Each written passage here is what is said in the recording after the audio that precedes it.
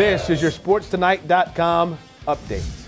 Spurs got back in the gym as a team yesterday, preparing for the resumption of the NBA season in Orlando. Their first game is set for July 31st against the Kings. With everything going on in the dynamic that you guys are facing, everything from the pandemic to now having to work your way back in and everything you guys are dealing with, have you given yourself a chance to even think about once play resumes, what's facing you guys? The play-in, only 8 games, having some ground, all that kind of stuff. Have you even had a chance to kind of think about that aspect of it? Yeah, I thought about it a little bit. Obviously, we're in a very tight race. There's only a few games that we can't really take a night off. Like every game's going to count if you want to make that 8 spot or the 9 spot to get to the play-in. Especially with LaMarcus being out too, like I said earlier, like there's going to be a bunch of guys that need to step up, that need to perform, because I don't think we can allow us to lose a whole lot of games. So yeah, it's definitely going to be a challenge, but I'm looking at it as a positive thing. I think there's a lot of guys on our team that are ready to prove themselves, ready to step up, and I think. Yeah, it's going to be good. I mean, I never think about the next year. I don't put that in play. I think for me, it's all about the times that we living in. So much going on with COVID going around, and the injustice things that everybody's fighting against right now with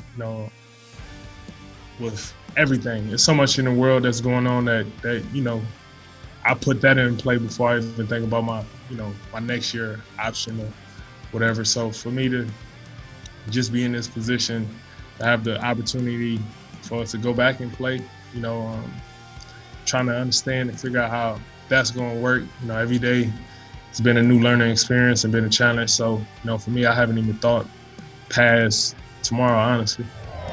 I've obviously thought about it. Like there was a period of time where I sat down with my family, I sat down with my agent, where I was going through all the pros and cons. But for me personally, like I always wanted to play. It was just a matter of I guess like the business side of it and the health side of it, like trying to figure out what makes the most sense in an overall the overall decision-making process, and we came to the conclusion that I think it's safe enough that we come back. Like the contract year, obviously, like there's some pros and cons there too, with playing and not playing. But at the end of the day, like I think what made the difference is that I wanted to play, that I wanted to get back in the court, and all the stuff around it made it possible. I don't think the risk is that high.